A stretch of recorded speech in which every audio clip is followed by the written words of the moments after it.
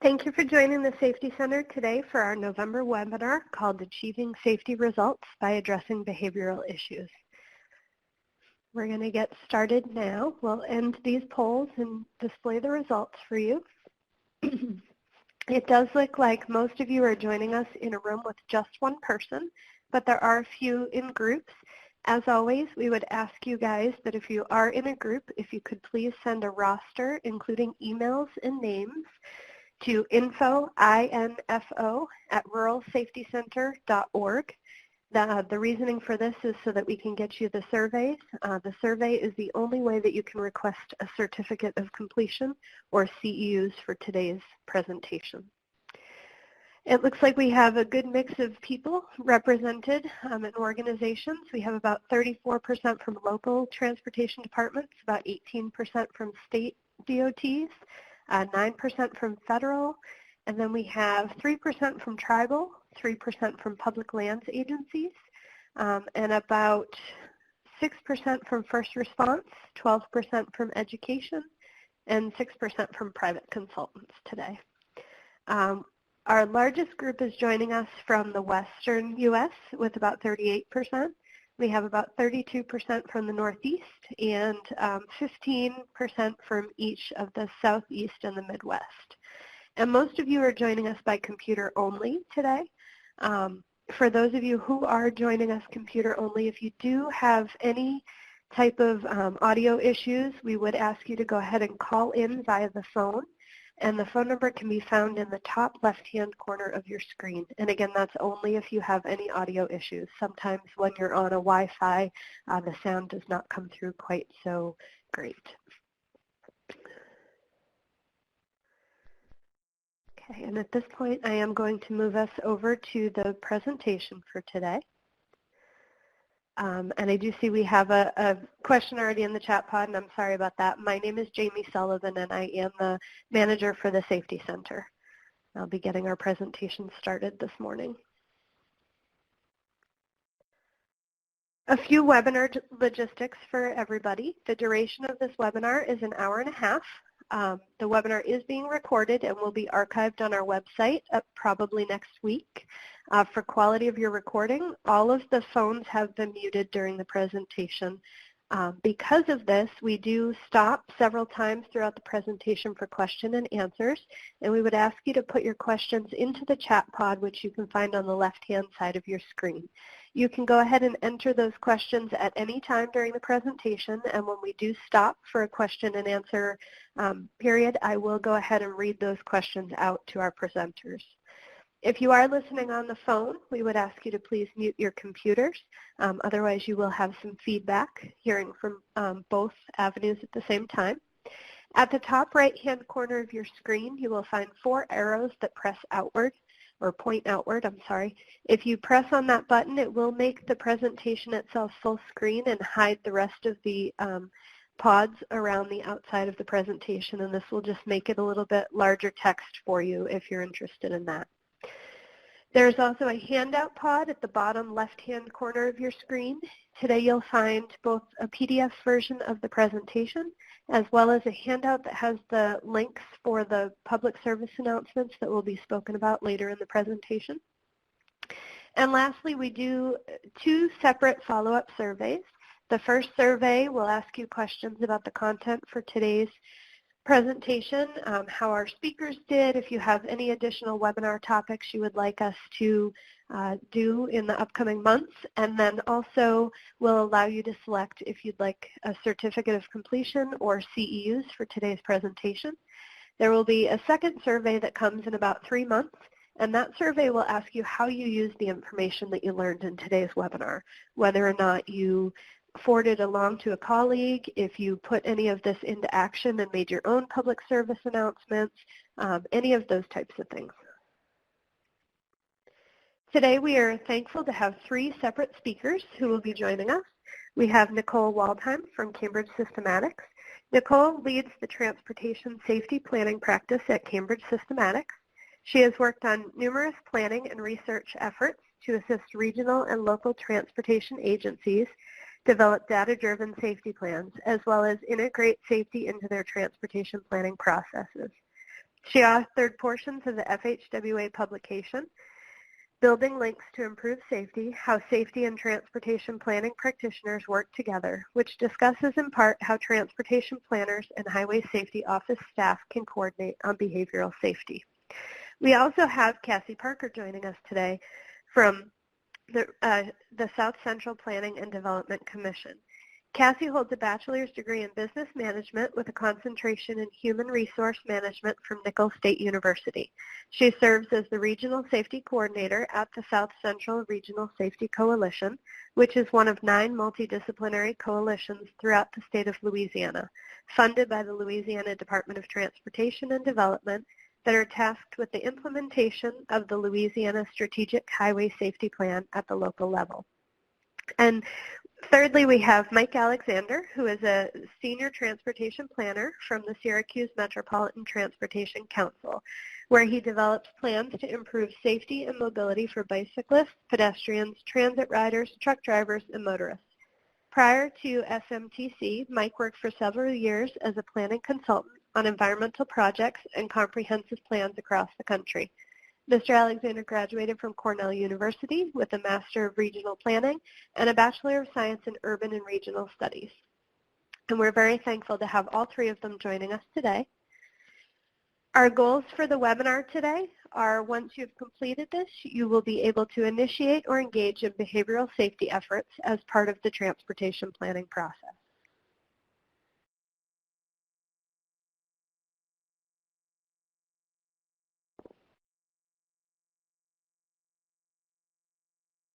To achieve this goal, you will learn to articulate the role regional transportation planners can play in behavioral safety,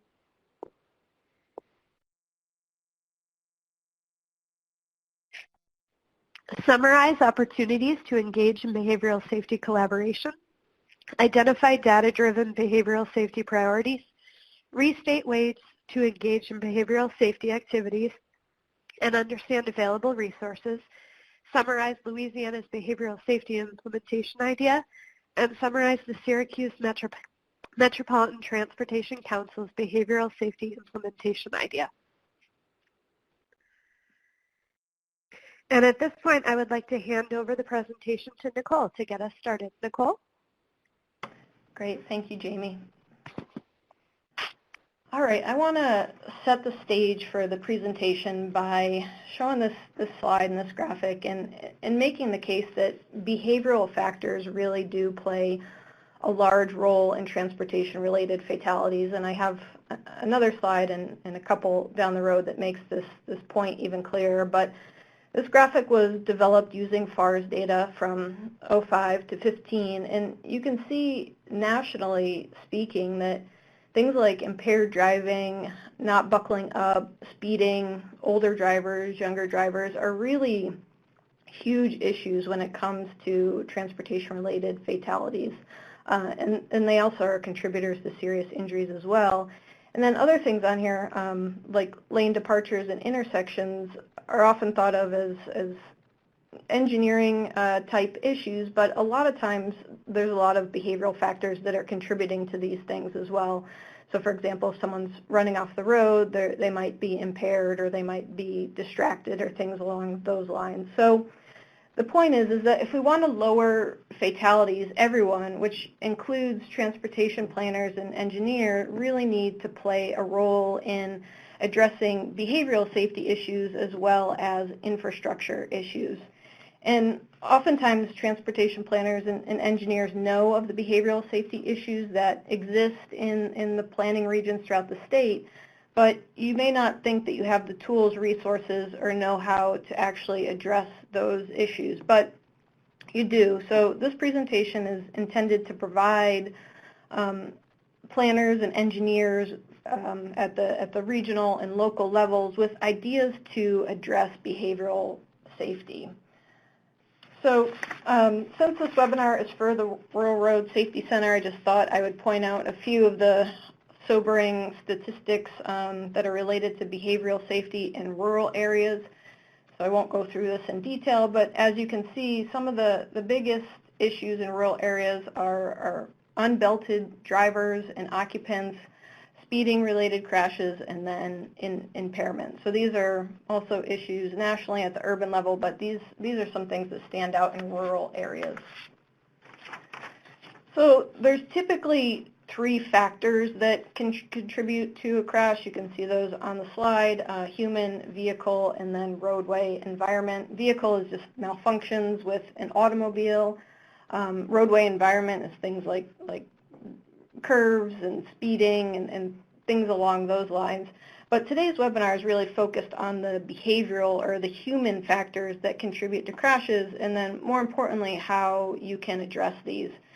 So I'm sure you've seen all of these before, but here are some of the most prevalent human risk factors that lead to fatalities and serious injuries. It's distraction, drowsy, impairment, either drugs or alcohol, not buckling up, aggressive driving and speeding, age, young drivers or older drivers, and then things like exposure, so bicyclists and pedestrians or people on motorcycles, people not wearing helmets.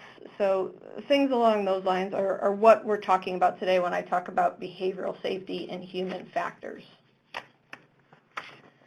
So why is it important to address behavioral safety in regional and local transportation plans? I think this graphic really makes the case for that. So you can see this is a graphic from an AASHTO document that in most crashes, driver or human behavior is really the primary issue. So if your state has a zero goal, and I know many do now, it's really important for all the stakeholders that work in the transportation field to do what you can to address all of the safety issues. I think the key takeaway here is that if you're only addressing infrastructure and roadway factors, you're really missing a big portion of the problem. So as I just mentioned on the previous slide, a lot of states have adopted some iteration of zero fatalities, and I think this slide makes the point that to get there, it really takes a diversity of solutions from a diversity of folks. So I highlighted 2 things on there. Engineering solutions are really critical and important, but behavioral solutions are also a really huge piece of the puzzle. And again, if we can all play a role, transportation planners and engineers included, I think we can really make additional gains towards reaching that zero goal. So hopefully I haven't lost too many of you on the call already who are planners and engineers at either MPOs or RTPOs or local jurisdictions or even your state DOT. And hopefully you're not thinking, well, you know, I can't really do much about behavioral safety. I can't go out there and enforce traffic laws. I'm not really in the field of educating people. I don't work for EMS, so I'm really limited in terms of what I can do in terms of addressing behavioral safety. You know, my agency is structured to address infrastructure improvements, and I know behavioral safety is an issue, but that's really for the safety stakeholders to handle. So hopefully, if that was your thinking, hopefully this webinar will change your mind, because there definitely are things that as planners or engineers that you can do to address behavioral safety and help get to zero. And I'll be talking a little bit more about each of these, but they're to coordinate and convene stakeholders is something that can be done. Analyzing and sharing data is something that as planners you're really good at, that maybe enforcement folks or educators aren't. So there's a lot of ways to share information there. You can develop safety plans to come up with a framework for addressing infrastructure as well as these behavioral issues. And you can initiate and participate in behavioral activities. And we have, as Jamie mentioned, 2 practitioners on the phone today from MPOs who are going to talk to you about the behavioral activities that they've been implementing over the last few years. So one of the first things I want to talk about is opportunities to coordinate on behavioral safety. So at the planning level, you're really used to attending and convening meetings. It's something that's part of your job responsibilities. So one of the first things that you can start doing to become more engaged in behavioral safety and just learning about it is to participate in or else initiate conversations on the issues through meetings. I know that the idea of meetings seems like a simple concept, but they really provide the opportunity to share any behavioral related info that you might have as an agency, but it also provides the opportunity to learn what's going on either statewide, regionally, or locally. And they also provide a really good forum for collaboration. I'll talk about this on a later slide, but the Birmingham MPO was able to participate in a regional safety coalition in their planning area, and the University of Alabama was also on that coalition. And just through that meeting, they were able to come together and come up with some ideas for a distracted driving education campaign. So just showing up at meetings can have value and put you on the right track in terms of thinking about behavioral safety. So on the easier end of the spectrum, on the left-hand side of the screen, things that you can do is you can participate in any state, regional, or local coalitions that exist. And then at the more challenging or intensive level of things, you could actually convene a group of safety or transportation safety stakeholders to discuss some of these behavioral opportunities that you're seeing in your planning area. And if you're interested in sort of that more advanced approach, the text box shows some coalitions that have formed to develop safety plans, so you can take a look and see who the stakeholders are who participated in that and some of the things that they've talked about, as well as the end results of the planning documents. So if you don't really know where to go in terms of safety coalitions in your planning area or region, or how to start a coalition if you're interested in that, there are resources available.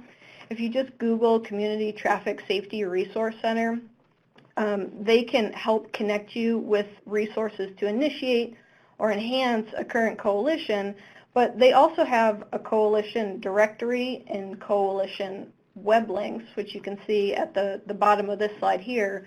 So if you click on either of those, it's going to bring you to all of the coalitions safety coalitions that exist in your planning area. So here is an example of the directory. So if you go into this and do a search by your state or by your region, you can quickly identify any active safety coalitions that exist in or near your planning area, and you can reach out and contact them to potentially participate in meetings or see what they're all about. And then there's also the availability of web links.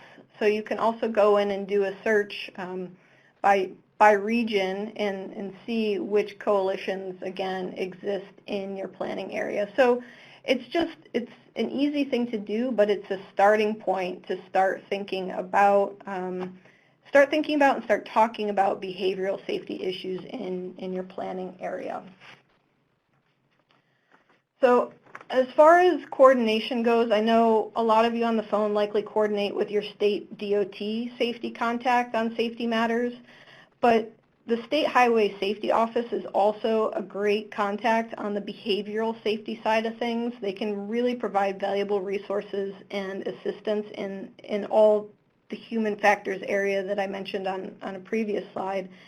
So some of them are housed within a DOT and others are standalone, but similar to what DOTs do with the Strategic Highway Safety Plan, highway safety offices manage two data-driven behavioral-related plans. They manage the Highway Safety Plan and then an annual report. And both of those documents talk about what safety behavioral activities and programs are critical within the state, as well as what's being implemented to achieve those. So it's definitely a good place to go and look at your Highway Safety Office website, and then also at their planning document if you're interested in what's happening in your state at the statewide level related to behavioral safety. And as a side note, MPOs, RTPOs, and local jurisdictions are eligible to apply for funding for behavioral activities through their Highway Safety Office. Some highway safety offices have different requirements or limited funding, but I think it's definitely worth having a conversation or contacting your highway safety office to see what's available in terms of funding, what they do fund, and just start that conversation. So if you are interested in learning more about your highway safety offices and the resources they provide, here's a few links. As I mentioned, you can check out and view your state's highway safety plan. It's going to tell you what the data-driven behavioral priorities are in the state. You can also, if you, for example, you've identified impaired driving as one of your emphasis areas or issue areas in your planning area, you can learn about behavioral countermeasures or solutions that work that could help you address impaired driving. Again, it won't be from an engineering or infrastructure standpoint. It'll be more from education, emergency response, enforcement. But I'll talk a little bit later about how, as planners and engineers, you can actually engage in some of those activities. And then the last piece on here is that you can learn a little bit more about the available funding for behavioral activities through the NHTSA Grants Program link that's provided on the slide. And then just one quick additional slide about funding. These are the two primary NHTSA sources that highway safety offices administer. But you'll hear also a little bit later from our practitioners that these aren't the only funding sources for behavioral activities. You'll hear of agencies using their planning funds for behavioral activities or possibly their STP funds or receiving in-kind donations from associations like AAA or things like that. So this is not the end-all, be-all of funding for behavioral improvements if that's a limiting factor for you. There are opportunities to receive funding from other sources. So with that, Jamie, I think we reached a stopping point. I'll turn it over to you. Thank you very much. And I do just want to remind the audience one more time that all of the links that have been talked about so far and will be talked about for this presentation can be found in the PDF version of the slides for today, which can be downloaded out of the handouts pod in the bottom left-hand corner. When we do post the recording for this webinar, they will also be available there as well on our website. At this time, I am going to move us over to a poll break to ask you guys some questions. But at the same time, please feel free to put any questions you may have for our presenter in the chat pod. So our first question for you is, true or false, regional transportation planners can be a part of the behavioral safety solution by participating in or convening safety meetings, identifying top contributing factors to crashes, identifying, participating in solutions, and finding partners and resources. And our second question is, opportunities to engage in behavioral safety collaborations include which of the following? Participate in existing groups in your region, start a new multidisciplinary group in your region, seek resources and assistance from your state's highway safety office, all of the above, none of the above, or I don't know, I don't remember. And Nicole, I just want to point out to you in case you need to go back through the slides and check. The first question that we do have from someone is in reference to slide number 10 and which AASHTO document you were referencing at the time. So just in case you need to go take a look at that. Yeah, I saw the question, and I can provide the link. I don't think I can look it up quickly, but I could provide it to you, Jamie, and maybe you can send it out after, or I can try to get it in the chat pod, maybe while Cassie or Mike are speaking. That would be perfect. Thank you. Yep. We can also send it out to our entire audience with the thank you email that will include the link for where to find the recorded version of today's webinar as well. Okay, and at this time it looks like everyone has answered our poll questions, so I'm going to go ahead and display these for you, Nicole, if you'd like to address them. Yeah, it looks like so far so good. The first question about how regional transportation planners can be part of behavioral safety by doing all the things mentioned in that sentence there, everyone selected true, so everyone got that one correct. And then it looks like the same on in terms of opportunities to engage in behavioral safety collaboration include, and it is all of the above. So all the things that I just talked about, participating in existing groups, starting a group if you have the resources and time, and then seeking help from your highway safety office. So it looks like we're off to a good start in terms of answering the questions. Perfect, thank you. The question that we do have in the chat pod for you is, are speed-related stats that you showed related to exceeding the speed limit or speed too fast for conditions, or both? Yeah, I saw that question too. I had our data analyst prepare that slide, and as we were just doing those polling questions, I sent him an email asking if he could provide an answer to that question, so stay tuned. Perfect, thank you. Okay, so for both of those questions, we will get back to you on the answers, but at this point, I will turn it back over to you, Nicole, to begin the next section. Yeah, great. And just a quick in the chat pod, it looks like Samuel provided the answer to the question about where that graphic in slide 10 came from, so I appreciate that. It looks like, all right, my presentation is loading, but it is back up. There we go. Okay, so the next thing that I wanted to talk about with everyone is how to identify the behavioral safety issues in your planning area. And a contributing factors analysis isn't too challenging to do, and it's going to yield the information you need to identify all of your safety priorities, really.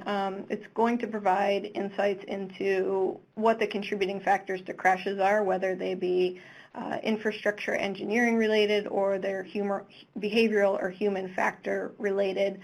But what you can do is you can use the results of this analysis to develop either regional or local emphasis areas, behavioral emphasis areas. You can also use the information to coordinate with partners on strategies and actions. I'll get into it a little bit further, but as planners, you can also use the results of analysis and put it on a map and possibly share that with folks like law enforcement or educators to help them think more clearly about where to target their resources. So I'll get into all of that, but I'm going to talk a little bit about contributing factors analysis and the value of that to identifying your behavioral issues and solutions.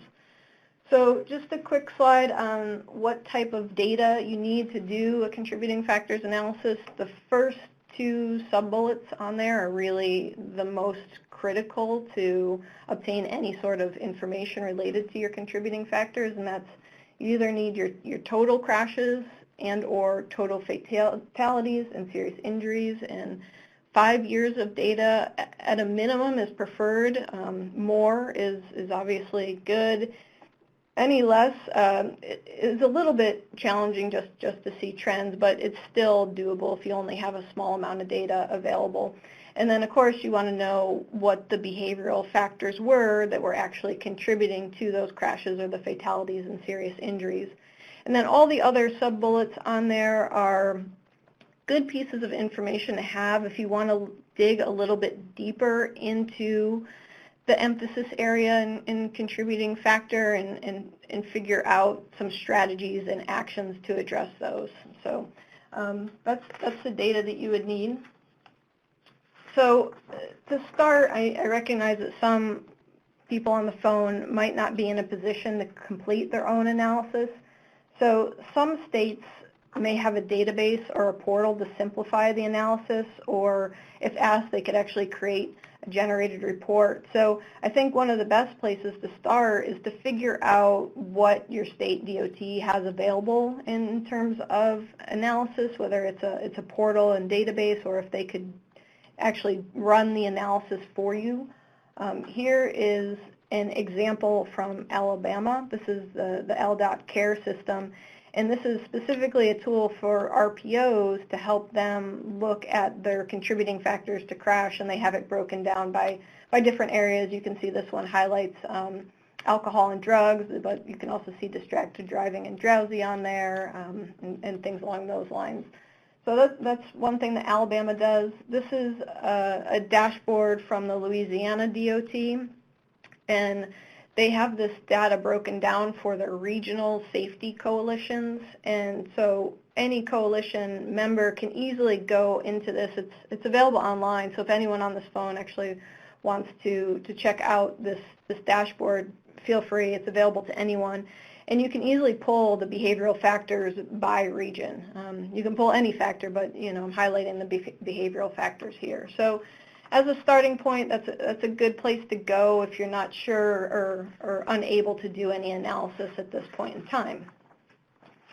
But if you are, I'm going to talk a little bit about different ways to conduct a contributing factors analysis. So I'm going to show you a few different examples of how to basically show the data. There's no one right or wrong way to do this. These are just some examples to get you thinking about how to do it. So this first example on the slide, it's a combination of fatalities and serious injuries, and it shows the percent to which they contribute to safety issues. So if you conduct an analysis and you were looking at this information, you might think, okay, well, roadway departures, intersections, speeding, and young drivers are going to be our priority emphasis areas. And you can see that, speeding and young drivers pop up as top issues in the region. So again, just making the case that these things shouldn't be ignored as planners and engineers, because there are things that you can do to address those. And again, I'll get to some of that later. So that's just one example of a type of analysis that you can run. Here's another example. It looks at fatalities and serious injuries independent of one another, and it also includes total crashes to tell the story. So for example here, you see that speeding and unbelted are really seem to be popping up as maybe your two priorities, but if you look at the top bar under the influence of alcohol, you can see that it contributes a significant amount to the fatalities and serious injuries. So even though it doesn't contribute as much to total crashes, when these crashes do occur, they're severe. So again, another way to think about your emphasis areas and which ones to select. And then here is a third example, and it looks at fatality and serious injury crashes independent of one another. So again, just by looking at this information, you might think, okay, roadway departures and impairment and OP are top issues in our region or our local planning area. But then it shows you other information. So for example, the young driver fatalities are a little bit low at 14.2%, but then you see the serious injuries for young drivers are at 21.3%. So it might help you think through which emphasis areas you are actually selecting in your planning area. So I talked a little bit about this in this previous slide, but as part of a contributing factors analysis, you can also think about different ways to prioritize the information that you're showing to really, I guess, focus in on the top maybe 2 or 3 major issues in your planning area. I know it's challenging to address 5 or 6 or 7 emphasis areas. You really want to focus your resources and time on just a couple. So here's some ideas for how to prioritize the results of the analysis. So this first example here, it shows just priorities based on areas with highest number of fatalities and serious injuries. So if you were going to go off of this particular analysis, the things that you might select for your emphasis areas are lane departure, speeding, and occupant protection, say if you're going to pick your top 3. This next example, it shows priorities based on crash frequency and crash severity. So if you were looking at this, one way you might prioritize your emphasis areas is to look at which are happening frequently, as well as which are the most severe when they do occur. So you may select roadway departures, impairment, and possibly motorcycles as your 3 emphasis areas if you were looking at it this way.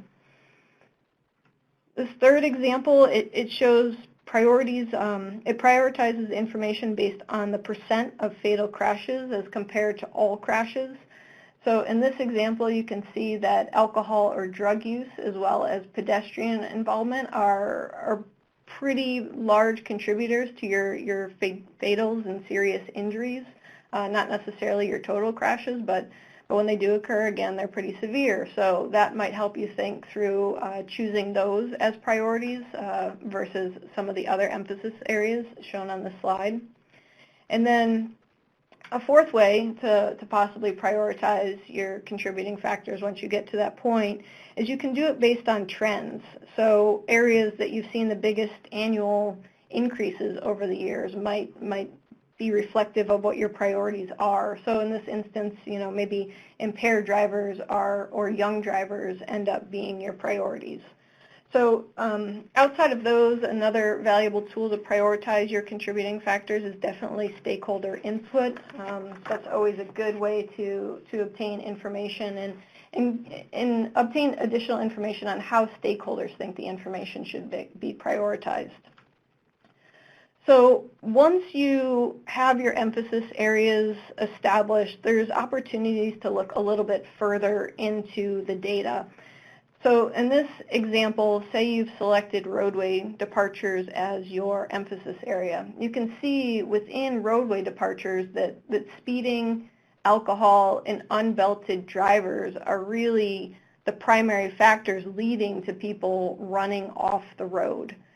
So in this instance, you might want to start collaborating and working with some of your stakeholders to think about, okay, so people are running off the road. It's not just about rumble strips or median barriers. It also might be thinking about enforcement opportunities or education campaigns to get people to buckle up or things along those lines. So again, once you select your emphasis areas, if you have additional data, being able to dig a little bit deeper tells you a little bit more of the story.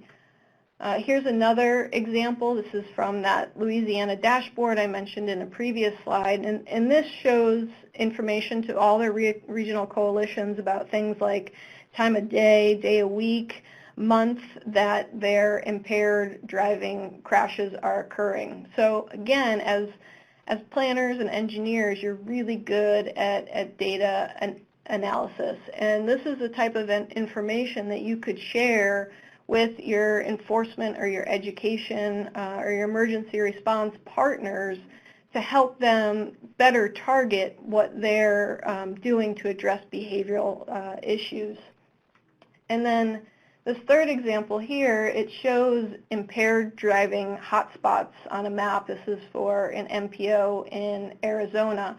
And so what this would do is, again, as planners, engineers, you're really good at creating maps, and this is the type of information that you could show to your safety partners to, again, help them think through what their behavioral solution should be in these particular areas. So you have all this data, you've done your analysis work. Now what do you do with it? I think at the easier end of the spectrum, you can share this information with relevant stakeholders. You can share it with your DOT and Highway Safety Office to say, hey, we have an impaired driving issue in our region. We'd like to do something about it. What are our opportunities to do so? What resources do we have? What are some strategies that we could implement? Help us. You could also share this information with your safety partners in your local or regional areas. Again, you have to know who those safety partners are, but I think being able to share the results of data analysis with them would be really beneficial to both parties involved. So moving a little bit on to, I guess, more resources and time, you could use this data to establish emphasis areas. So at a minimum, you could say, look, we know impaired driving, distracted, and speeding are our biggest issues, and eventually we'd like to do something about it, but we have this recognition of it, so let's start thinking through what some solutions might be. To next, you can start thinking about what are some strategies and actions to address these emphasis areas, and you can do so by not recreating the wheel. What you can do is you can look at your strategic highway safety plan or your highway safety plan and see what strategies they use to address those particular emphasis areas. And those are things that you could adopt in your regions, and I'll show you an example of what that looks like on the next slide. And then the fourth bullet there is basically the full gamut of things. That is basically where you would develop a safety plan. So you'd get together a coalition of stakeholders, transportation and safety stakeholders, and you would start thinking through, here's our emphasis areas. What are some things that we can do to address these? What are things that are already being done in our region, and what are things that we would like to do based on some proven safety countermeasures that are already occurring in the state? So here's an example of how you could just review and customize strategies. So for example, if you know that bike safety is an issue in your particular planning region, you can see in that middle box that this particular RTPO, they looked at what the state strategies were for bike safety, and then what they did is they customized them to meet their particular regional or local goals. So you can see that they want to implement bike and ped bicycle improvement projects, and they also want to consider bike needs of both residents and tourists, and they want to promote bike safety awareness. So there you get a little bit of the education and behavioral component in there. But again, this is an easy way to understand, yes, we have behavioral issues, but we're not sure what we can do about it yet. Let's look at other plans to see what they do about it, and then just customize or adopt those strategies and actions, and think about what we can do at our planning agency. And then this next slide shows a few examples of regional and local agencies that have actually developed their own strategies and actions. So this is from the Missoula Area Community Transportation Safety Plan. Again, this is a transportation agency, and they recognize that the intersections, unbelted drivers, and impaired drivers were the top 3 issues in their area. And even as a transportation agency, they said, well, these are things that we need to address. We can't just ignore belts and drunk drivers because it's out of our purview. So they worked with a group of stakeholders, and they all came together to think through things that they could do together to address these particular problems. Here's another example of one strategy in particular, and then some action steps to actually implement that strategy. And again, this is from a transportation agency. It's not from a safety agency, but transportation folks taking the lead on what are some things to do to address behavioral safety. And then, again, here's a third example. This is from an MPO in Arizona, and speed was one of their emphasis areas, and you can see the strategies at the bottom are very 4E in nature, thinking through what they could do as a transportation agency, but then what they could also accomplish by coordinating with some of their behavioral partners. So if you are interested in any safety plans that do take more of a 4E approach in terms of implementation, so they're not just about infrastructure and engineering projects, but they're also about behavioral activities. Here are 3 good ones to look at. The one on the left is the Central Arizona Government's Strategic Transportation Safety Plan. The one in the middle is the Regional Transportation Safety Plan from South Central Planning Commission, where Cassie's from, and she's going to be talking a little bit about that plan in a moment. And then the last one on the right is from the Cheyenne MPO in Wyoming. So one other important point in terms of safety data before this particular section wraps up is there's a real value in trying to show the data in a way that people can relate to. So if you look at this slide, it's probably going to take you, I don't know, 2 to 3 minutes to figure out what it's even saying. And I don't think that provides any value to anyone. So if you show the information more like this, I think it's a better way to quickly communicate the information and help people understand what the issues are, using infographics, concise graphics, and just quick statistics on there, nothing too intense. And then here's another example of a challenging way to read the information. This is about pedestrian type data, and then you can see here, this is from the Cheyenne MPO. They recognized that they had a bike issue and they needed to do some education related to bike safety. So this is what they came up with.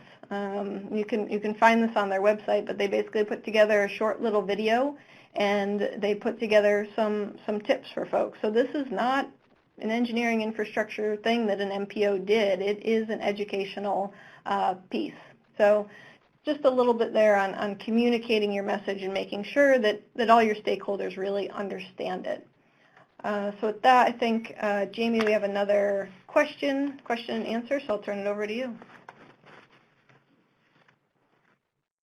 Perfect. Thank you very much. And we do have a few questions for you here in the chat pod, but we will move over to the next poll break real quick first. And the question for the audience is, the data-driven behavioral safety priorities in each region will be identical to the statewide priorities, true or false? And while I am giving you guys some time to answer that, the first question for you, Nicole, is whether or not there's an updated list of coalition database information. The one on the website you provided is a list from 2014. I will go back and look as we're speaking, but I created this. I'll go back and look, Jamie. Okay, well, I did look at the website as well while you were speaking, just to make sure, and the one that is there is from 2014, not just on your slides. So we can indeed get in touch with NHTSA and see if they have a more updated one that they can provide on that website, Christy. And if we are able to get an updated list, we can send that out as well to everyone attending today. Yeah, and I think I'm sure people change over quite often. So, but my guess is that these coalitions are probably still in existence, even if it's not the same person mentioned who's leading them. So, I would still check out the web link to those coalitions and see if there's a website and maybe try to make contact that way, because I think it's still a good resource, even if it's from 2014, to at least get a snapshot of whether anything even really exists in your planning area, and if so, what it is. And there also is just another note in here that one of our audience members also recognized that there are some errors in that database because they recognize some names and they're listed in the wrong states with the wrong coalition. So we will contact NHTSA and see if there is a more updated list, and we will get back to everyone on that. The next question for you, Nicole, is are there any studies regarding coffee or energy drinks and aggressive driving or impaired driving that you know of? Not that I know of. I'd be interested in knowing for my own sake, 'cause I'm about to drive from DC to Massachusetts, and I usually drink a Red Bull to get me there.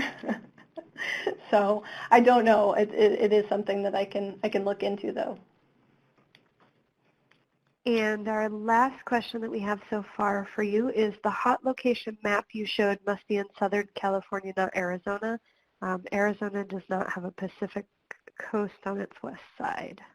It's actually from the, it is from an MPO in Arizona, but they do border on California. It's either, I can't remember if it's the Yuma MPO or Lake Havasu. It's probably actually on the slide which agency it is.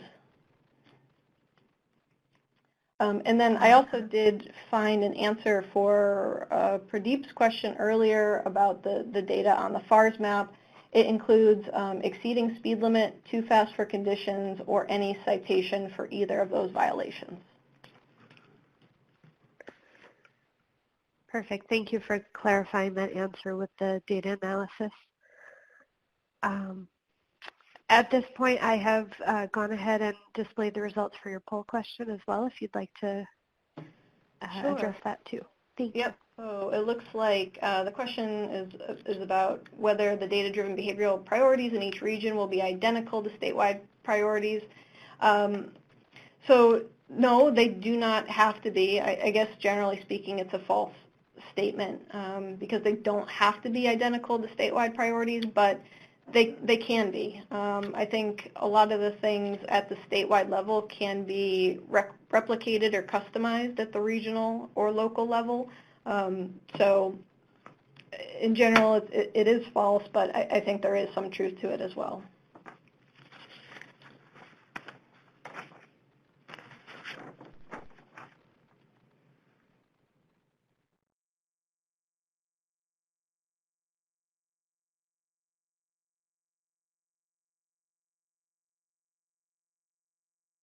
Okay, and at this time you're set up to go ahead and do your last section, Nicole. Yeah, I'm just waiting for the PowerPoint to load on my end. Can you see it, Jamie? Yes, I can, yes. Okay.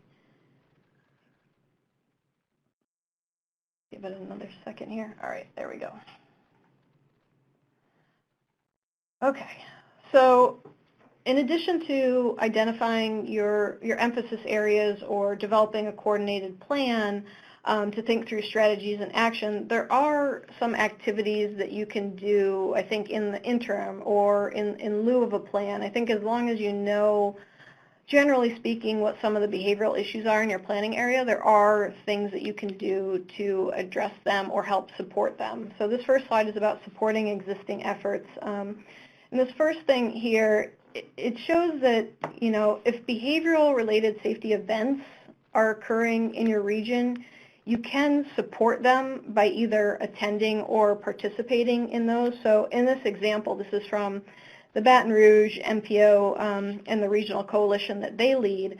So for one, they promoted a behavioral event. This was a seat check that was being put on by the Louisiana Passenger Safety Task Force. So they knew it was occurring in their region, so they helped by promoting it. And then they also tacked on a distracted driving education component to the event. So they recognized that distracted driving was an issue in their region. There was another safety event that was occurring, so they figured that they could do some outreach on the topic at this particular event. So I thought this was a good sort of low resource intensive way to go about addressing any of the behavioral safety issues in your region is just by attending participating events and supporting them. And then another example on this slide, if statewide educational and promotional materials are available related to behavioral safety, go ahead and use them. So in this example, New York State created educational materials for a pedestrian safety campaign. These can be used by any regional or local entity with pedestrian safety concerns where they want to do some education around the topic. So, you know, don't be afraid. Just take the information that's available, that's at the statewide level, that's even at the national level, and use it in your planning areas. That's what it's there for. Again, you don't have to recreate the wheel on anything. So at the national level, you can see this website that's available, and hopefully this link isn't broken or anything. It shouldn't be. But there are a number of pre-developed materials that can be used by planners to spread the word about behavioral safety activities. So one of the things that's on there is a national calendar. So for example, if you have an issue with impaired driving in your particular planning area, you can see that August 16th through September 4th, there's a national campaign that addresses impaired driving. So you can do things like coordinate some messaging around topics. So as at the regional level, you can say, hey, you know, constituents, local jurisdictions, we recognize impaired driving is an issue here. Be on the lookout. There's a national campaign occurring right now that also addresses this topic. So again, you can get the word out about safety issues that are occurring in coordination with some national events. And then there's also a lot of materials available that, again, you can use for your own sake. So again, say you have an impaired driving issue in your region. There's a lot of information, I'm just clicking through and pulling it all up on the screen here, that you can just take. You can either customize a little bit or you can use it as is. You can pull, you know, drunk driving infographics, posters, radio spots. You could do a radio spot in your region. Social media messages, if any of you have Facebook pages or Twitter accounts, it's an easy way to share information. Infographics, YouTube videos. So again, these are all things that are available at your disposal. It's not just for impaired driving either. There's other marketing type materials available for some of the other behavioral topics. Another easy thing to do is if you recognize that you have some behavioral issues in your planning area, you can put that information on your website as an easy way to share about what's going on, what you're doing related to it, what the issues are, things along those lines. Another thing that you can do, and Cassie will be talking a little bit about this in a minute, is you can just share information with your member jurisdictions, with your coalition partners, with anybody. Anytime anything comes out related to to transportation safety, whether it be behavioral or engineering. She sends out information on the topic. So that's another easy role that you all could play. Another role is if you recognize that you have an issue in one of your behavioral areas, you could conduct a survey to learn a little bit more about it. So here's an example of a distracted driving pilot survey that was conducted in Missouri. And then Mike's going to talk a little bit about this in a minute, but at the Syracuse MTC, they also conducted a survey to learn a little bit more about pedestrian behavioral type issues. And then another thing is fact sheets. So using the results of your data analysis, you can use fact sheets or infographics to convey the message to the public and to your elected officials and say, look, you know, we have an issue in this particular behavioral area. We really need to address it. You know, here's what the problem is. You know, here are some of the potential solutions. Here's what we are doing about it as a planning agency. So it's just another good way to share information about the issue. And then I talked a little bit about this earlier, and this is really where our practitioners are going to chime in on what they're doing. But sort of on the more intensive side of things, you can participate in or lead a behavioral effort as a planner. This is something that you can definitely do. This quick example, again, it's from the Birmingham MPO, and they developed the regional safety plan. As part of that, they developed a coalition to provide input into the plan.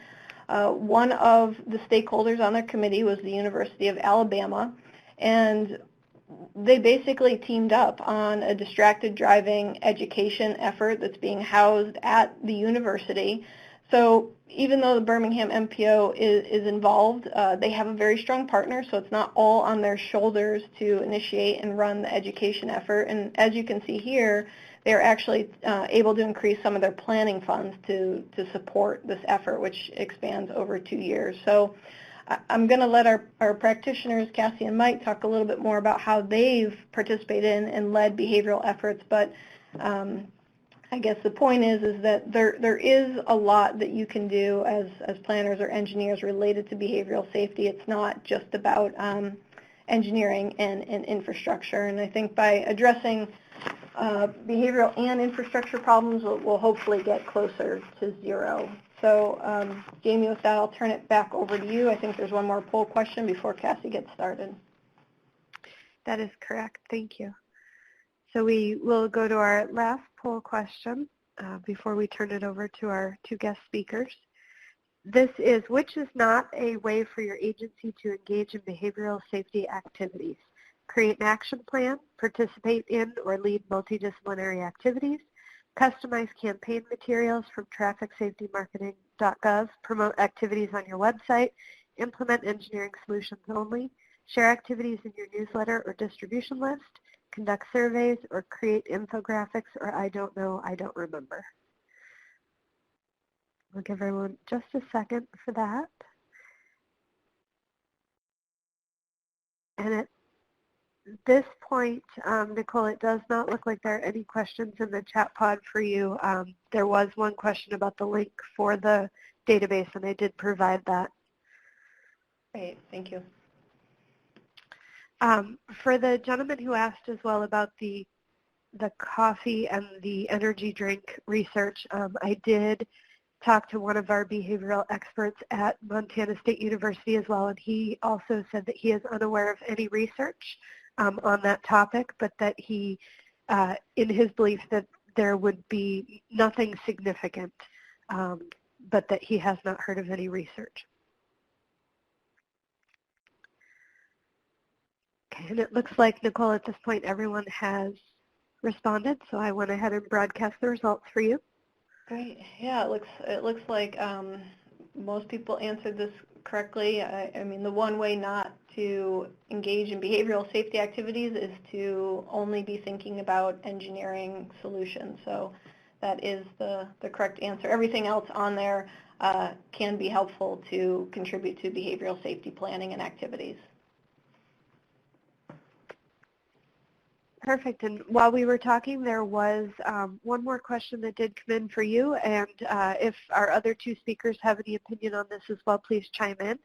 But they're wondering if anyone has any good materials for winter driving conditions.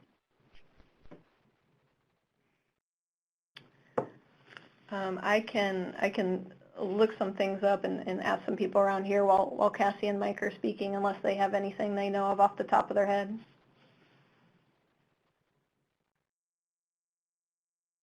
And if we do have any audience members as well who have experience with this and have any of their own materials that they would like to share in the chat pod, please feel free to do so. At this point, Cassie, I'm going to go ahead and turn the presentation over to you. Okay, I'm just waiting for the presentation to load. Okay, perfect.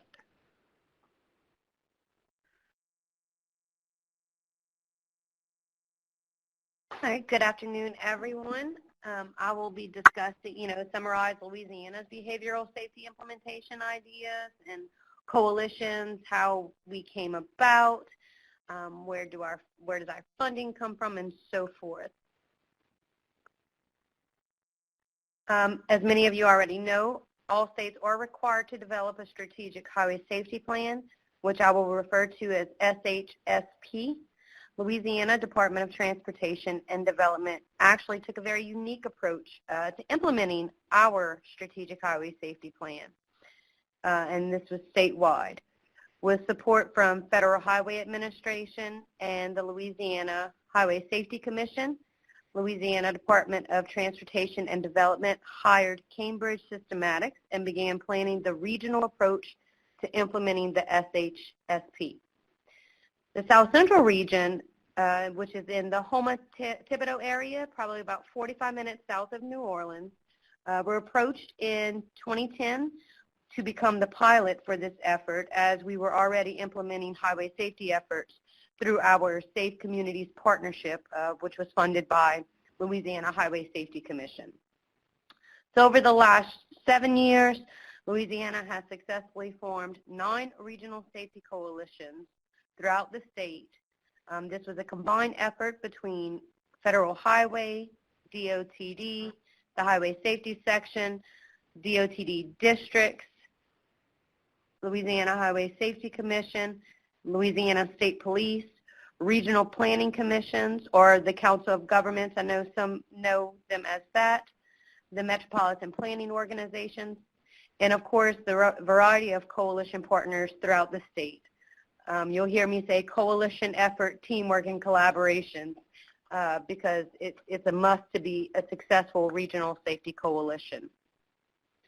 I mentioned our statewide partners, and I'll explain our local partners.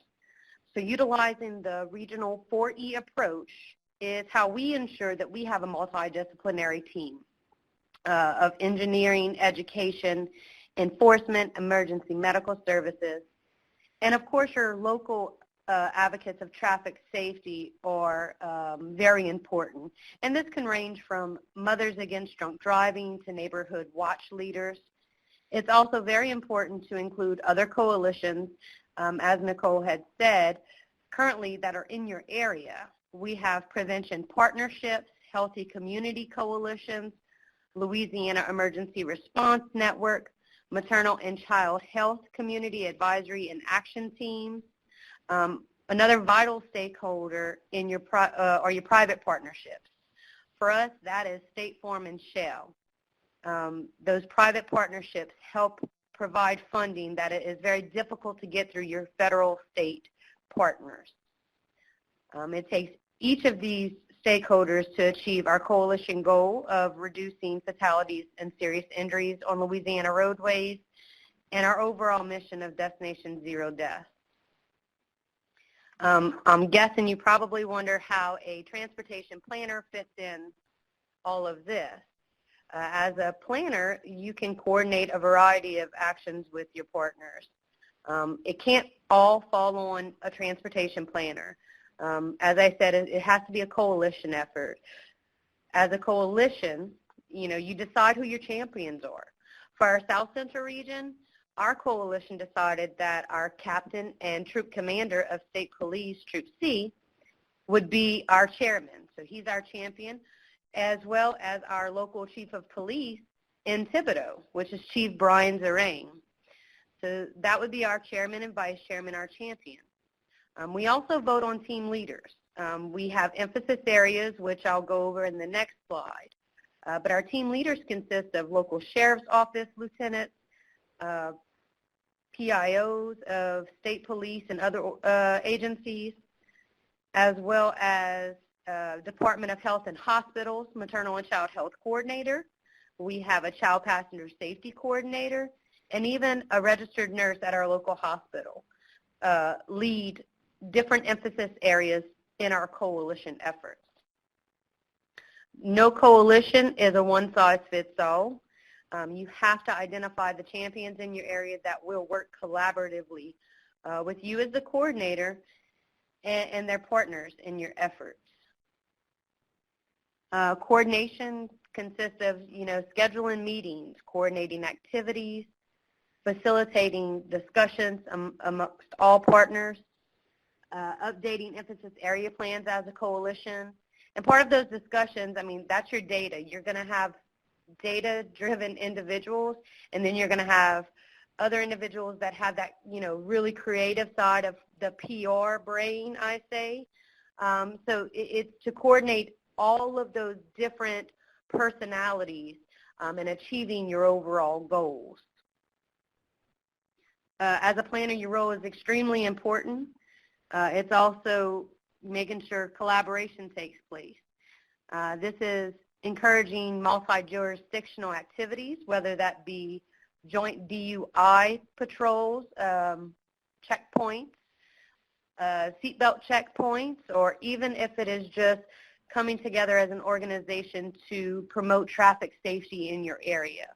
Louisiana State Police, along with all of the law enforcement and EMS agencies, get together once a year for what they call the Expo. And all of the community members are able to go for free and just learn about traffic safety. So collaboration is key. You also, as Nicole said, provide support to your partners or the coalitions in your area.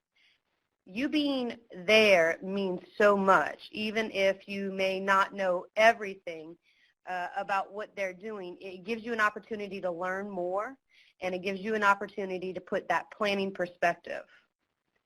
Also, ensure decision-making is done by the coalition, not an individual.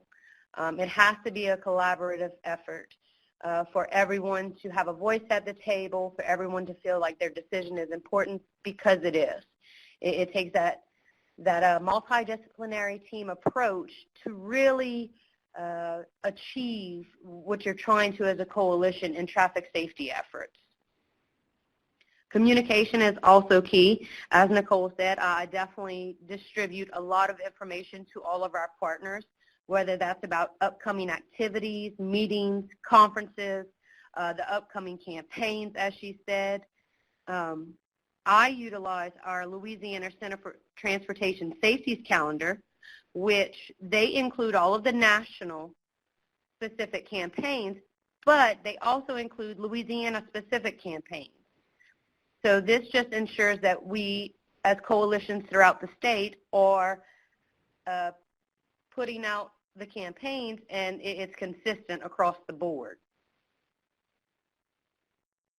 You can see an example of this on the right bottom. It's Louisiana Transportation Safety Campaigns. I know it's small, but again, she just used NHTSA's calendar that Nicole had showed, and she included the hashtags as well. So there's hashtag Buckle Up LA, hashtag Drive Sober, and so forth. So that helps for many that don't have that PR mind. It makes it so much easier when you're posting to social media and so forth. Traffic safety marketing does have free materials, which are amazing and make life very easy. So I definitely recommend you all checking out that site. They give free press releases that all you have to do is add your agency and your law enforcement agencies and send it out. It's a one-stop shop for, I believe, every campaign that I've ever emailed about. Also with communication, one thing as a coordinator and as a transportation planner, we work under our Metropolitan Planning Organization, which gives us access to elected officials. One thing I do as a transportation planner is ensure that I report out at every MPO meeting to our elected officials about what our partners are doing. It means the world to them, I'm sure, but it also shows our elected officials how dedicated our coalition partners are in the traffic safety efforts that are taking place in our region. As I mentioned, one of our tasks is to update emphasis area plans. You may ask, what is an emphasis area and how do we select? Emphasis areas are 100% based on data and are included in our regional strategic plans. At the statewide level, data shows that Louisiana should focus on 5 emphasis areas, which are impaired driving, occupant protection, young drivers, infrastructure and operations, and newly added distracted driving. So this may answer a question that was asked previously. Does it mean that all behavior activities that happen at the statewide level happen at the local level? And as Nicole said, most likely they will, but it doesn't have to be. So at our local level, data actually shows in our areas the same 5 emphasis areas. However, in some of our regions, such as Baton Rouge and New Orleans, they have a 6th emphasis area, which is bicycle and pedestrian, because their local data shows the need for that emphasis area and that focus. The South Central region also had a 6th emphasis area, which was vulnerable road users, but we're actually in the process of reanalyzing our data to determine if it continues to rise as an independent emphasis area or if it may just activities included in maybe under our infrastructure and operations area. So that's under discussion right now as we speak. Which brings me to my next point, action plans or living documents.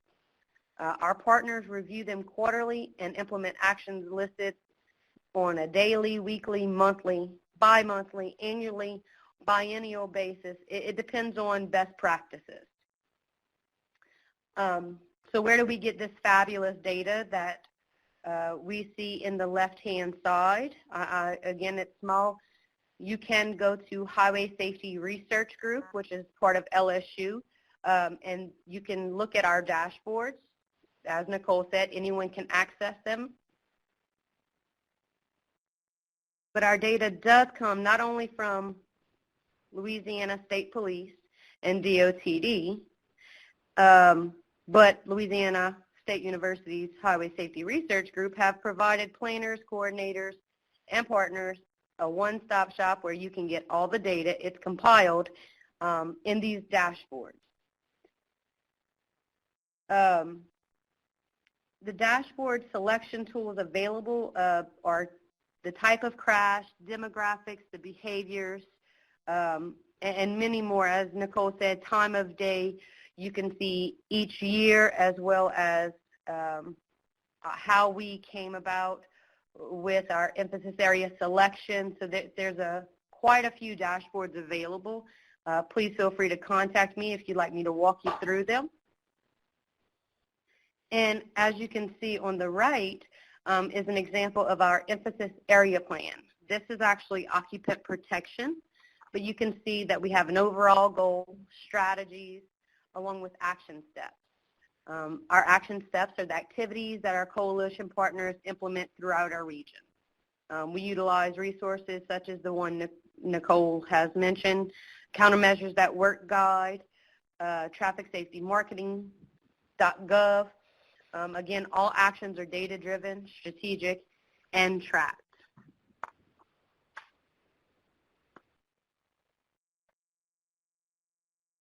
Here are just a few examples of our coalition partners at work.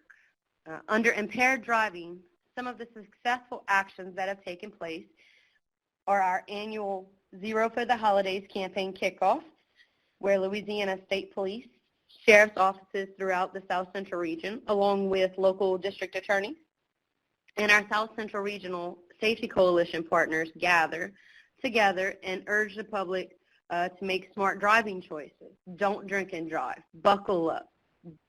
Slow down. All of those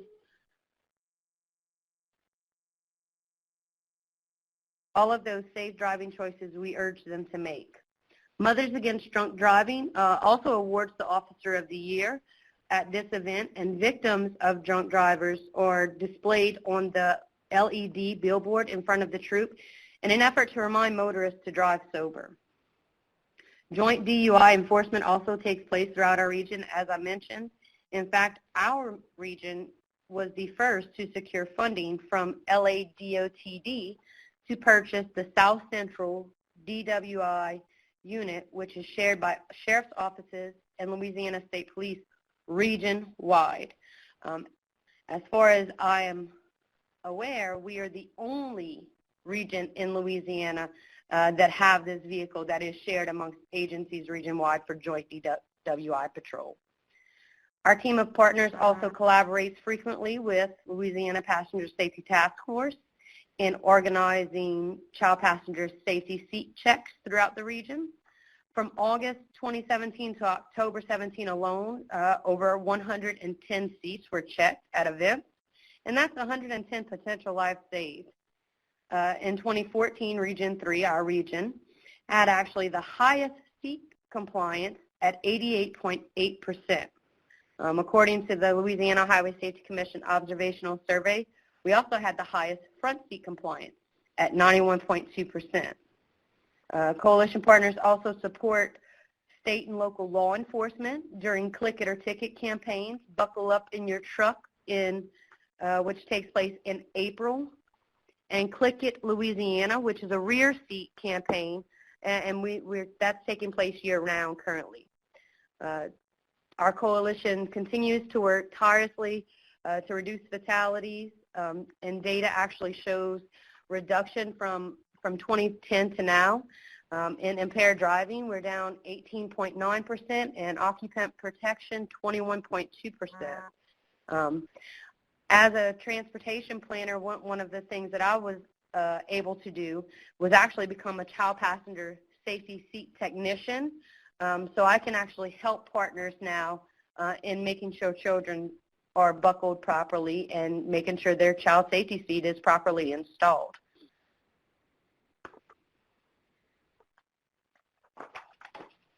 Other activities include young drivers. We have an annual region-wide Capture and Safety Through the Eyes of a Teen contest. This year we've actually expanded that contest to include other teen groups such as the faith-based youth groups and homeschool teen groups. Previously we only allowed high school organizations in the South Central region to participate, but with this expansion we're really hoping to receive more videos, photos, and art submissions. And those we asked to depict the ill effects of driving impaired, texting and driving, not wearing your seatbelt, and we utilize them to educate the public, specifically teens. But the contest obviously would not be a success without the coordination and collaboration that takes place in our coalition, and without our private partnerships of Shell and State Farm. They also provide funding for our Buckled Up program, which is the bright yellow shirt that our St. James Sheriff's officer is wearing and providing to the teen driver in that area. The program is rewarding teens for buckling up. When a teen arrives at school buckled up, he or she is rewarded. If he or she is not buckled up, law enforcement will then take that opportunity to educate he or she. No citations are given, but this gives an opportunity for our law enforcement and our schools to come together, work collaboratively, and not only that, but it's educating teens on buckling up and traffic safety. It's very rewarding, and the teens have really taken this program and ran with it. They've spoken to their principals, and now a lot of times they get to wear their shirts instead of uniforms. We have uniforms here in Louisiana, so they are rewarded. And now that I've reviewed some of the activities that take place on our behavioral emphasis area, I do want to highlight just a few of our infrastructure activity. Our focus is roadway departure and intersection, as that's what our data shows. And we actually have an infrastructure and operations subcommittee as part of our regional coalition. And that's comprised of county engineers, public works, maintenance departments, law enforcement agencies, planners, as well as numerous other transportation stakeholders. We meet quarterly, and we review the emphasis area action plan for infrastructure and operations. We actually do one very unique thing, and that's accepting safety concerns that are submitted by people of the public. Anyone can submit a safety concern to the transportation planner, and then I reach out to the necessary agencies, whether that be state agencies or local agencies, and then we collaborate as a team in finding a solution, implementing a low-cost safety project, and so forth. And if you notice in the pictures on the right bottom, that's actually what was taking place with our multidisciplinary team. We conducted road safety assessments on high crash roadways. Then we worked with our local road safety program, which is actually under our local technical assistance program here in Louisiana, in implementing numerous low-cost safety improvements on those corridors, which has been very well received by the public. But this was just one initiative that we worked together and got a lot of things done. Data also shows reduction in both of those areas, 68.4% down from 2010 and 44% down in infrastructure and operations from 2010. So the collaborative effort, coordination works. All right, Jamie. Perfect. Thank you very much, Cassie. Right now on the screen, everyone, you'll see a resource. Cassie has been graciously hosted another webinar for us in 2016 as well. So this is a link to that previous webinar if you'd like additional information on Louisiana's Regional 4E approach. She goes into a little bit more detail there, as well as one of her colleagues. At this time, because we are running out of time, I am going to skip over the poll questions, and we're going to go straight to Mike to give him the remainder of our time to explain about their program as well. So Mike? Hello, everyone. Can you hear me all right? All right, well, I'm going to get started. I'm not hearing any responses, so I'm not sure if that's a good sign or bad sign, but... No, you're all set. All set? Okay. I am waiting for the presentation to load up. It looks like we're moving forward at this point. So as mentioned, my name is Mike Alexander. I'm a planner with the Syracuse Metropolitan Transportation Council. We are the local MPO in the Syracuse region, and in case you don't know, Syracuse is located in the center of New York State. So today I'm going to talk about our bike safety education campaign that we kicked off this year. Really the impetus for this campaign was the fact that in our region, many communities are starting to incorporate bike facilities. That's occurring kind of across the board, whether it's urban, suburban, or rural areas. They're either incorporating them as improvements are being made, or there's some communities are certainly doing some planning work. So we wanted to be proactive. And as new bike facilities are being installed throughout our area, we really wanted to target drivers and bicycle riders about the proper use of the roads when these bike facilities do and do not exist. So to get things started, we typically don't do educational campaigns too often as planners. So when we started this process, you know, one of the first questions that always comes up, regardless of what effort we take, is how do you pay for something like this? And although that's a good question, I think a better question to get started with this type of an effort would be, how can we make this process affordable and sustainable? So that's kind of the mindset that we wanted to move forward with, recognizing that, you know, some of the big costs would be associated with video development and certainly broadcasting these PSAs on television, which was certainly our goal for this effort. So with that in mind, we wanted to, you know, consider, you know, would it be possible to co-brand with an existing campaign, whether it's local, national, or state? That would certainly help us address some of the development costs associated with pulling together a campaign. So, and there's, as mentioned, there are a variety of resources out there, and it was important for us to kind of review those to see if any could perhaps work for what our needs are. And as planners, you know, we're all about collaborative, relationship-driven planning processes, and my hope was that as we move forward with this process, that we would network, develop some relationships, and really get a lot of good engagement established, and perhaps this could somehow translate into helping address, you know, broadcast costs, maybe through shared services or costs or and so forth. So to kind of get started with the project itself, we kicked off by having a series of meetings, and we started off by asking, you know, what behavioral related safety issues are common in our region.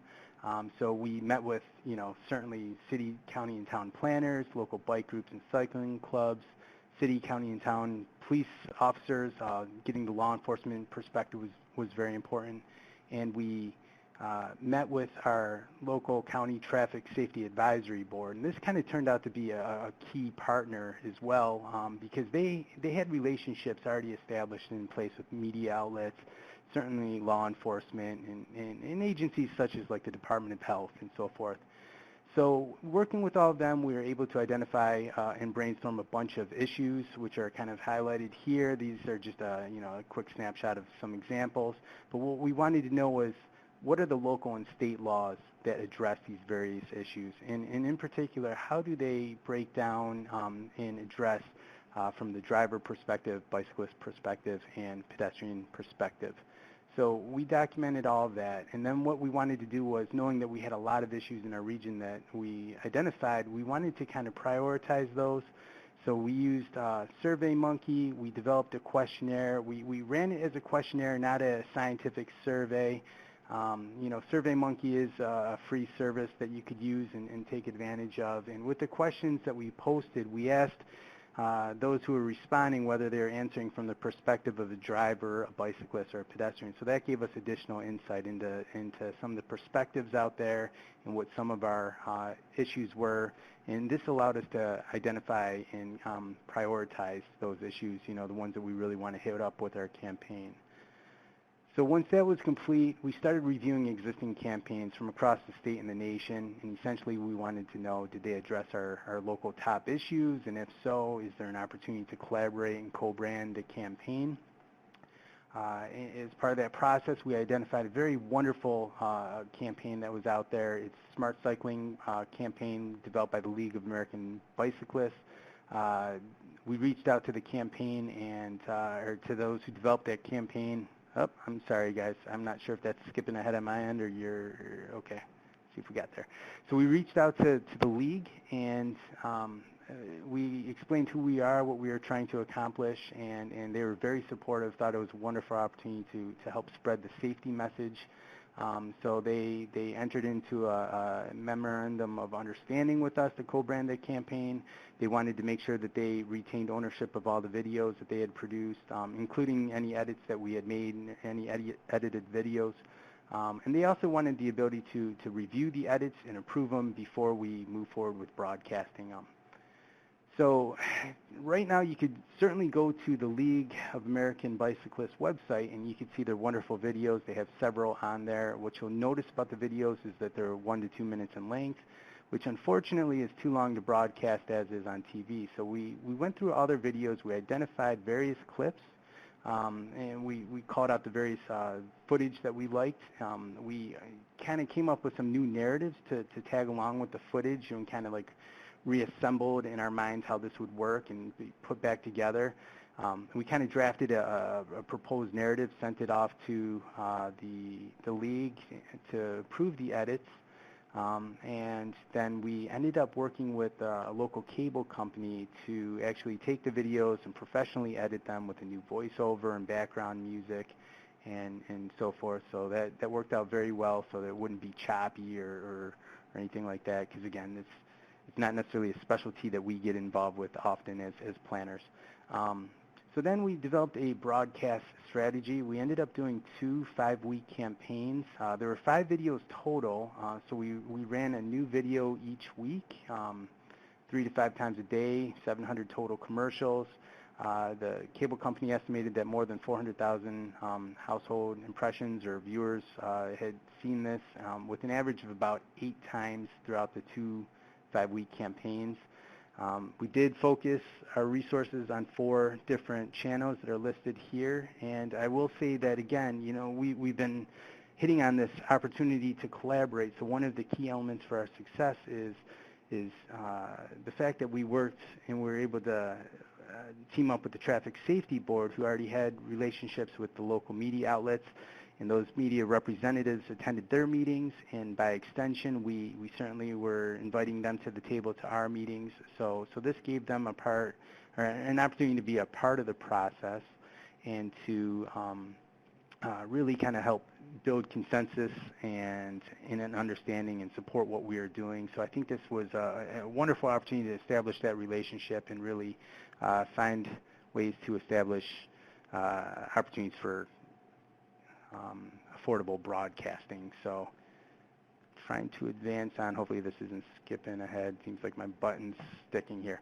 All right, so once that was done, we documented our entire process in a report, and this report can be found on our website as well as all the various PSAs. I am starting to experience a little bit of a lag, so there we go. Moving on to the next slide. Well, it's not advancing, but I will say that the next slide gets into, it shows the 5 different PSAs that we have. The PSAs are, they each address their own topic. There we go. So I'm seeing it now. Hopefully you guys are as well. So bike lanes, turning, signaling, lane positioning, and humanizing bicyclists.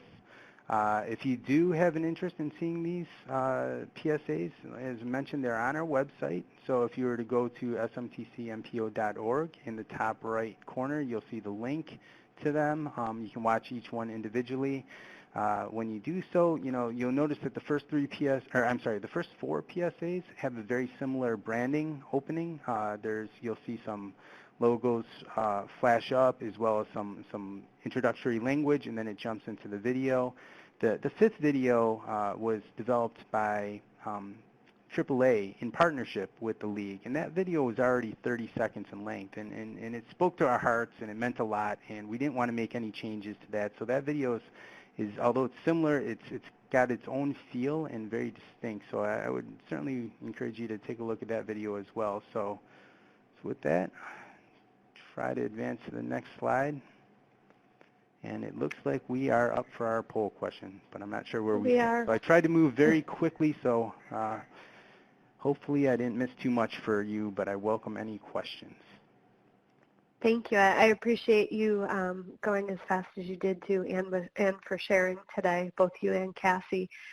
We will take any final questions that there are, and then we'll wrap up today.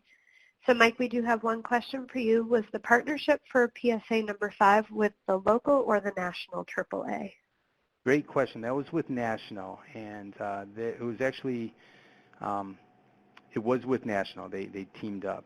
We have done some outreach to the local group as well, but that arrangement was made through the Florida office.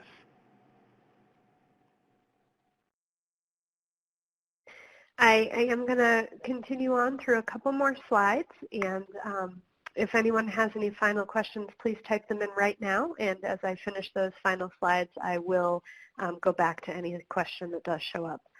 So in today's webinar, we hope that you learned how to articulate the role regional transportation planners can play in behavioral safety, how to summarize opportunities to engage in behavioral safety collaboration, to identify data-driven behavioral safety priorities, to restate ways to engage in behavioral safety activities and understand available resources, to summarize Louisiana's behavioral safety implementation idea, and to also summarize the Syracuse Metropolitan Transportation Council's behavioral safety implementation idea. Again, I do want to thank all of our speakers today. Mike, Cassie, and Nicole, thank you very much for taking the time to present to our audience. For all of those of you who are joining us, just a reminder that you can download today's presentation in PDF form from the handout pod, as well as the PSA links that Mike talked about as well. The links are in both that handout and in the PDF version of the presentation. We hope that you will join us again in 2 weeks. We are doing a second November webinar on unpaved road safety that will be held on Thursday, November 30th. An email for that will be going up tomorrow. We also have a webinar in December on the culture of Swedish Vision Zero, and in January on pedestrian treatments for uncontrolled vocations. We'd love to see you at all of those. And I will leave you with the contact information for our 3 speakers. If you have any additional questions, please feel free to reach out to them or reach out to the Safety Center, and we will get some answers for you. So thank you, everyone, for joining us today, and thank you again, Nicole, Cassie, and Mike. Everyone have a great day.